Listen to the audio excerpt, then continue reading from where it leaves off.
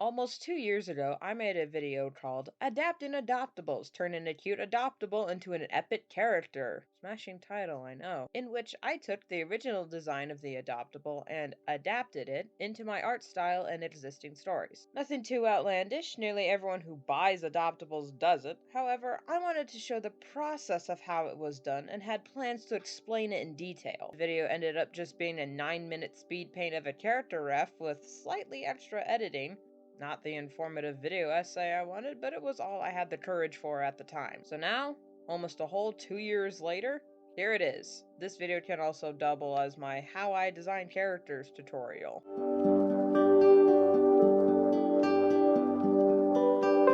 Today's adoptable is this cutie. Original designed by Adoptables I Don't Know, and came with this really cool illustration by Ruby Tech. I think I found them scrolling through Toy House, or I saw a Toy House Purge post on DeviantArt. Either way, I thought they were cute and purchased them to be part of my pre-existing story, Four Wings. More on that later. My first step in creating a character is choosing their vibe, or what I want people to feel or infer about the character. Her original ref has these white and orange markings that wouldn't really be natural in the world of Four Wings, save for like royalty or whatever. And since the goal is to stay as reasonably close to the original design, I decided she would be some sort of priestess or an oracle for the Griffin god, making these markings some form of religious paint, either used for identification or maybe meditation. Also, her forehead markings kind of look like a third eye, so... Now that I know where I want to start, I collect a metric buttload of references. Not only for inspiration, but so I can more accurately portray what I'm trying to represent. My version of the Griffin is any feline mixed with any bird. Her body is a lighter orange with a long, smooth tail. Now, most people would assume the African lion route, but for some reason I got the idea of a mountain temple priestess stuck in my head, so I decided on mountain lion. What, like a puma? Yeah, man, there you go. Her beak and face shape just screamed owl at me, and owls are commonly seen as wise, so I chose the barn owl as they nearly have the exact same beak shape. I wasn't sure how to redesign her markings in a way that looked interesting but believable, so I referenced the pure ones from the Guardians of Ga'Hoole movie, particularly Grimble. Can I just take a moment to gush about the character design in that movie? I mean, they're owls, semi-realistic owls, but they still manage to infer certain human characteristics. Clud's straight-up mohawk and more reddish feathers foreshadowing his alignment with the pure ones, Naira's fucking eyeliner. Ochilissa's got that grunge vibe going. Grimble's got a straight up beard and rounded features, so even though he's got the scary Pure One's markings, you still see him as the trustworthy, kind old man he's meant to be. But that might also be Hugo Weaving's performance of the character. I could go on and on about this movie for hours. It's just so beautiful and masterfully told, and alright! We got the base design, we got the vibe, we got some references. Now it's time to create a 3-hour playlist of forensic files and get right to it.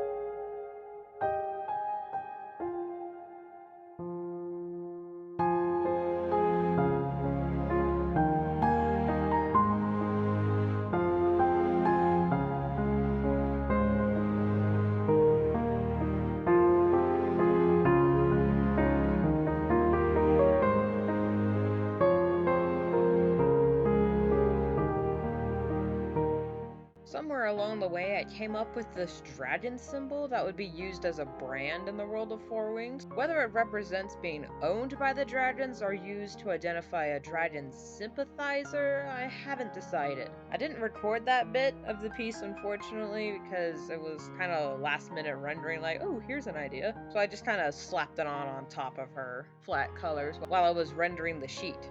You aren't a real storyteller if you don't torture your characters in some way.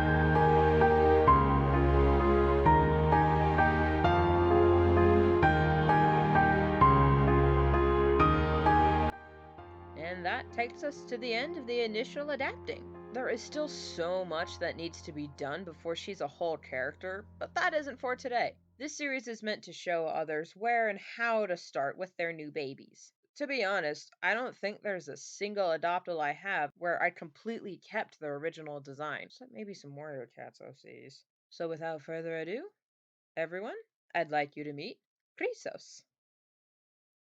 Chrysos is an elderly griffin that serves as high priestess in the hidden library of the griffin god Kidemonis. Unlike most priests, she wasn't dedicated to the order as a chip. Chrysos lived a full life before she collapsed at the temple gates, bleeding and starving, seeking refuge. She then devoted what little she had left of her life to the holy ways, helping any who come to her doors. And that's really it for now. Characters are bound to change as the story evolves, but we all gotta start somewhere, and honestly, I'm glad I'm starting like this.